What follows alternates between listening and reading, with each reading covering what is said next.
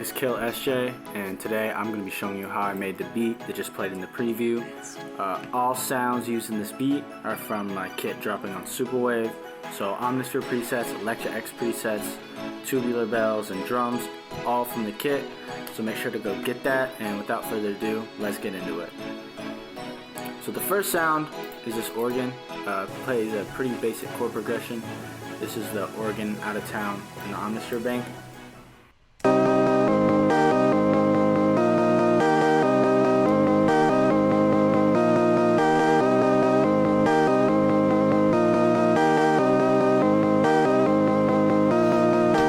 So this is actually a pretty basic chord progression, but I made it sound more complicated, like this. So I took, if you look at these triads, I took the middle note of the chord, of every chord, and I used control and up arrow, and that pitched it up an octave.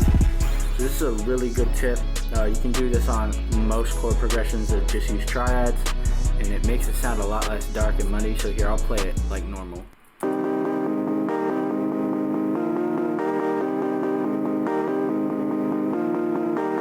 So that doesn't sound very good. That just kind of sounds muddy. It doesn't sound spacey at all or dynamic.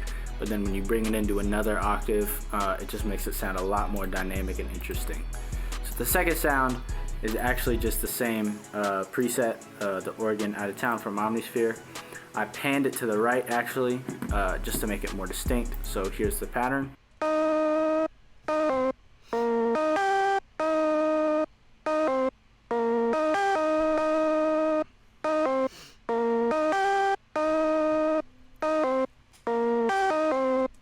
So really it's meant to be played with the organ, so here I'll just play that right now.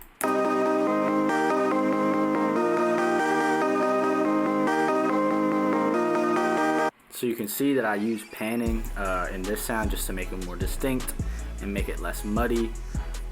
So the next sound is another kind of top little layer is this pluck right here. So this is the Hyperpop JP pluck, so everyone has some variation of this pluck. It's in my bank though, and here's the pattern.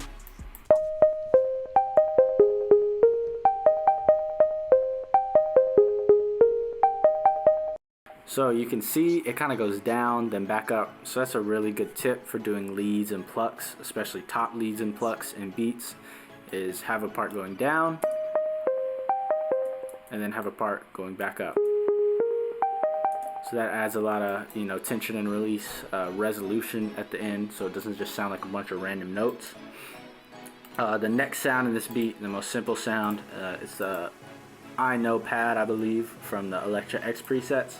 It just follows a chord progression and it sounds like this.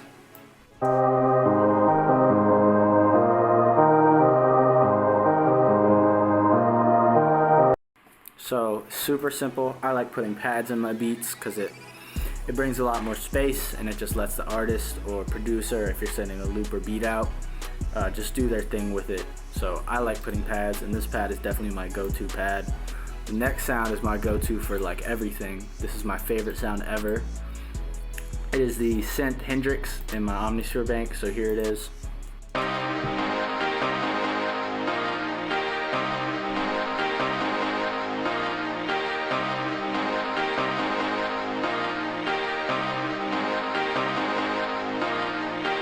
So it sounds like a rock song, like a rock guitar, synthy rock guitar. So I love this sound so much. It brings so much color, it brings so much distortion. It's kind of dirty, it's kind of gritty, and I just use it a lot. Especially I use it on choruses because it brings a lot more emphasis to it.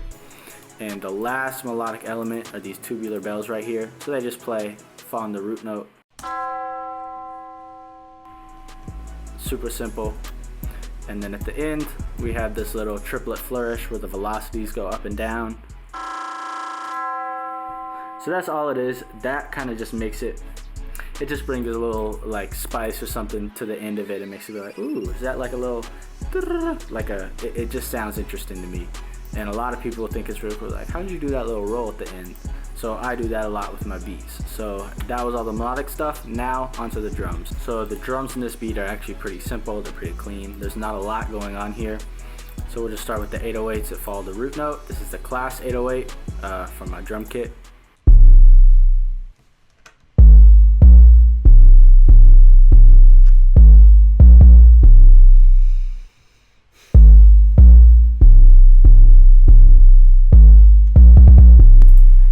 is like the most basic 808 pattern ever. Gives the artist a lot of space. These 808s aren't too distorted. It's pretty simple. It just gives the artist space again. And then I put these kicks. This kick sample, everyone that works with me knows I use this kick. Every single beat I make, just made it follow the 808s. So here it is.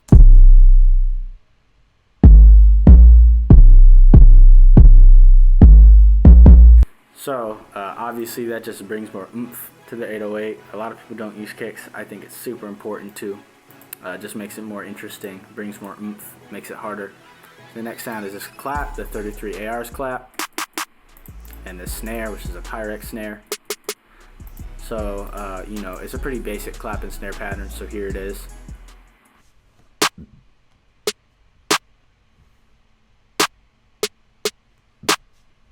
Super standard, bouncy, you know, not doing too much, and these samples are both really good. They're super clean. So onto the hi-hats. These probably the most complicated part of the drums, but honestly it's still pretty simple. So I just have these rolls kind of following the kicks. So here it is.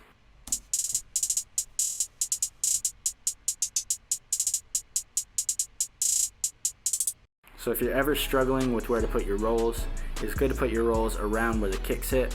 So like a kick hits here, it's right there and right there.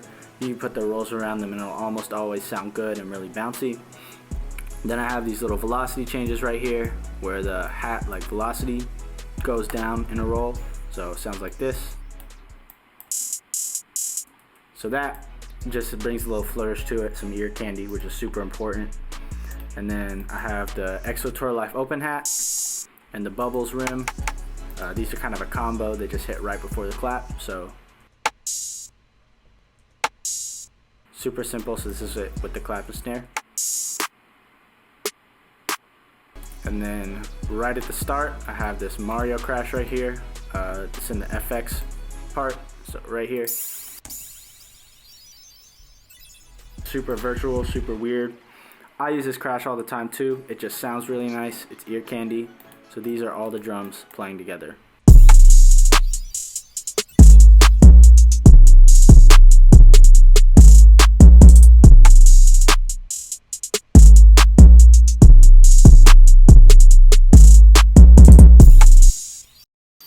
And here's a finished beat right here.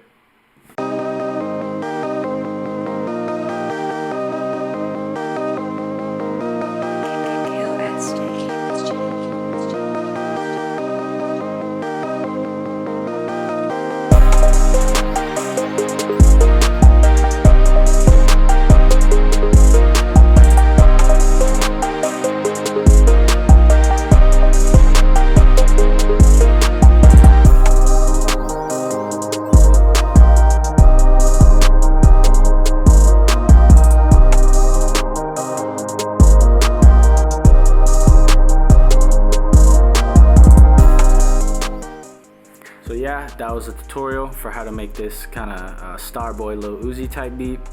All sounds from my Superwave kit. Definitely go get that. A lot more stuff on the way. Hopefully you learned something really cool from this tutorial. I tried to make it pretty informative. So see y'all next time. Bye.